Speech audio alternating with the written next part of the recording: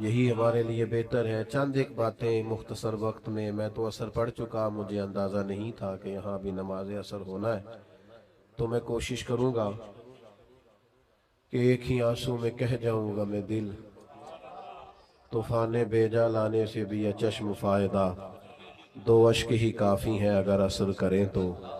اللہ تعالیٰ نے قرآن مجید کے اندر ایک نہایت انفرادی انداز میں اپنے بندوں کی عظمت کو بیان فرمایا۔ دنیا میں بہت سارے لوگ باصلاحیت ہوتے ہیں، پڑھے لکھے ہوتے ہیں، معاملہ فہم ہوتے ہیں، سمجھدار ہوتے ہیں، اور کوئی کام نہیں کر پاتے۔ اس کی وجہ یہ ہوتی ہے کہ مزاج کے لحاظ سے بزدل ہوتے ہیں، چھوٹے چھوٹے غم پال لیتے ہیں، چھوٹی چھوٹی چیزوں سے پریشان ہو جاتے ہیں، فکری توانائی نہیں رکھتے، سامنے سے آنے والی ذرا بھی تیز ہوا کا مقابلہ نہیں کر پاتے۔ اس کا نتیجہ یہ نکلتا ہے کہ وہ بڑے باصلاحیت ہونے کے باوجود بھی زندگی میں کوئی کارہائے نمایاں سر انجام نہیں دیتے، اور غم ہونا، پریشان رہنا، یہ ظاہر ہے بہت بڑی تکلیف ہے۔ تو اللہ تعالیٰ نے قرآن مجید کے اندر ارشاد فرمایا کہ جو لوگ قرآن و سنت پر ڈٹ جاتے ہیں نا، رستہ مشکل ہے۔ جو لوگ اللہ کا نام لے کے ڈٹ جاتے ہیں، جنہیں ڈٹنا آتا ہے، جو کھڑے ہو جاتے ہیں، ان پر پھر کوئی خوف اور کوئی غم نہیں ہوتا۔ ان الذین قالوا ربنا اللہ ثم استقاموا، بے شک وہ لوگ جنہوں نے کہا اللہ ہمارا رب ہے اور پھر وہ ڈٹ گئے، فلا خوف علیہم، اللہ فرماتا ہے ان پر کوئی خوف نہیں، ولا هم یحزنون، اور نہ وہ غمگین ہوں گے۔ یاد رکھیے، سارے رستے وہ نہیں ہوتے جن پر لوگ تعریفیں کریں، کچھ راہیں وہ بھی ہوتی ہیں جو لوگوں کی وقتی طور پر سمجھ میں نہیں آتی، لوگ اس پر تنقید بھی کرتے ہیں، لوگ اپنی رائے کا اظہار بھی کرتے ہیں، بعض احباب ایسے لوگوں کو دیوانہ بھی کہتے ہیں۔ لیکن اگر آپ شریعت اسلامیہ پر ڈٹیں، اگر آپ وہ رستہ اختیار کریں جس رستے میں اللہ اور اس کے رسول صلی اللہ تعالی علیہ وسلم کے نام پر استقامت اختیار کرنی پڑے، تو یہ رستہ اگرچہ مشکل تو ہے، کیونکہ ہمارا مزاج ہوتا ہے گڈ بک میں رہنے کا، ہمارا دل کرتا ہے سارے ہمیں اچھا کہیں، یہ طبیعت ہوتی ہے۔ اس کا نتیجہ یہ نکلتا ہے کہ ہم اپنے گھر میں بھی حق بات نہیں کہتے، ہم اپنے بچوں کے بیچ بھی سیاست کر رہے ہوتے ہیں کہ میں کسی کے سامنے برا نہ بن جاؤں۔ جہاں ہماری بات بڑی آسانی سے مانی جا سکتی ہے، وہاں بھی ہم اپنی رائے حق پر مبنی نہیں کہتے۔ اعلیٰ حضرت امام احمد رضا رحمت اللہ تعالی علیہ کی فکر یہ ہے کہ ساری دنیا خفا ہوتی ہے تو ہو جائے، رب راضی رہے، رب کا رسول راضی رہے۔ اور یہ فکر بڑی تازہ دم رکھتی ہے بندے کو کہ آپ بعض اوقات آپ کو ایسا رستہ اختیار کرنا پڑتا ہے جس رستے میں تعریفیں زیادہ نہیں ہوتی۔ جس امام کا آپ عرس منا رہے ہیں اور جن امام کے کروڑوں چاہنے والے ہیں، اور جس امام پر دنیا کی بہت ساری یونیورسٹیز میں پی ایچ ڈی کے مقالہ جات لکھے جاتے ہیں، جن پر ریسرچ ہوتی ہے، جن پر تحقیق ہوتی ہے، جن کی ایک ایک کتاب کو کھولا جائے تو ایم فل اور پی ایچ ڈی کا مقالہ بن جاتا ہے، آپ حیران ہوں گے کہ ان امام کے خلاف بھی بڑی کتابیں لکھی گئی۔ انہوں نے اگر تیز چلنا تھا تو انہوں نے مخالفت کے تھپیڑے بھی برداشت کیے۔ لیکن ایک ذہن بنتا ہے نا انسان کا، جب وہ کسی چیز کو حق سمجھتا ہے نا تو بچہ سا ہو جاتا ہے، بچہ سا۔ جب وہ کسی سے پیار کرتا ہے تو بچہ سا ہو جاتا ہے، بچپنا سا آ جاتا ہے۔ کوئی تعریف کرے تب بھی پرواہ نہیں، کوئی تنقید کرے تب بھی پرواہ نہیں، اسی کسے دے کچھ بھی نہیں لگ دے،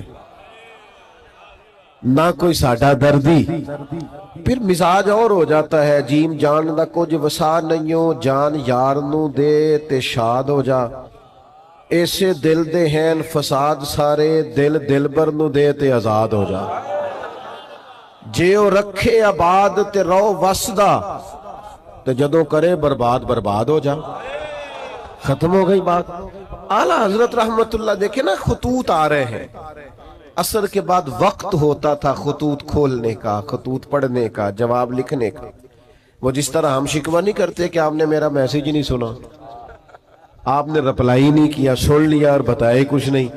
تو زمانہ تھا خطوط آتے تھے ڈھیروں کی تعداد، بعد نماز اثر شارح بخاری حضرت مولانا ظفر الدین بہاری رحمت اللہ علیہ ان خطوط کو کھولا کرتے، پڑھا کرتے، ان کے جواب لکھا کرتے۔ تو خط پڑھتے پڑھتے مجھے لگتا ہے موبائلوں کی زیادہ ضرورت ہے آپ کو۔ بھائی جان چھوڑ دیں، آپ ساری محفل کو خراب کر رہے ہیں، یہ موبائل والے بھائی کیا کرتے ہیں؟ آپ اتنے معزز لوگ ہیں، مجھے تو حضرت نے کہا تھا آپ سے تقریر کرنی ہے، میری ویڈیو چاہیے تھی تو بتا دیتے، کافی تھی، بھیج دیتے آپ کو۔ میں نے تو سوچا تھا چلو مچ بال عشق دا سیکاں گے تے ایک دوجے نو ویکھاں گے، تو آپ بالکل بیچ میں موبائل کا شریکہ لے کے بیٹھ گئے۔ تو آپ تھوڑی توجہ کریں، وقت ہی اتنا نہیں ہے کوئی آپ سے خاص مضمون بیان کیا جا سکے۔ ایک بات چھیڑی ہے، چلو وہ تو کر لینے دے۔ کیسا دستور زباں بندی ہے تیری محفل میں، بات کرنے کو ترستی ہے زباں میری۔ اور بھائی سنو اور یاد رکھو، حضرت مولانا ظفر الدین صاحب بہاری رحمت اللہ علیہ نے خطوط کھولے، یہ ذرا رنگ دیکھنا، یہ کیا بات ہوئی کہ ساری زندگی میٹھی میٹھی تو کھا گئے اور دو چار کڑوی آئی تو بالکل تیرا رنگ ہی بدل گیا۔ اگر تو راہ عشق کا مسافر ہے، تجھے پھول کھانے آتے ہیں، اگر تجھے نعرے لگوانے آتے ہیں، تو کبھی کبھی اس راہ میں روڑے بھی کھا، کبھی کبھی اس رستے میں ستایا بھی جا، کبھی کبھی تنقید کی راہ سے بھی گزر، یہ بھی اس رستے کی ضرورت ہے۔ اعلیٰ حضرت رحمت اللہ علیہ کے شاگرد اور خلیفہ خطوط پڑھ رہے ہیں، تو خط کھولا تو خط میں گالیاں لکھی تھی، میرے امام کو برا بھلا کہا تھا، طنز کیا تھا، تنقید کی تھی، کسی نے اپنے دل کی بھڑاس کھول کے نکالی۔ تو عقیدت مند تھے نا حضرت تڑپ اٹھے اور کہا آج ہی مقدمہ کروں گا اس کے خلاف۔ لیکن اللہ کے بندوں کی ایک شان ہوتی ہے، وَلَا يَخَافُونَ لَوْمَةَ لَائِمٍ، وہ کسی ملامت کرنے والے کی ملامت کی پرواہ راہ خدا میں نہیں کرتے۔ اعلیٰ حضرت رحمت اللہ علیہ نے فرمایا یہ مجھے گالیاں دی ہیں تو ان پر مقدمہ کرو گے؟ عرض کی حضور ہاں۔ فرمایا الماری سے کچھ اور خطوط اٹھا کے لاؤ نا، تو باقی بھی لائے، تو فرمایا یہ بھی پڑھو۔ تو کسی نے لکھا تھا امام اہل سنت، کسی نے لکھا تھا مجدد میت حاضرہ، معید ملت طاہرہ، صاحب حجت القاہرہ، کسی نے کچھ تو کسی نے کچھ۔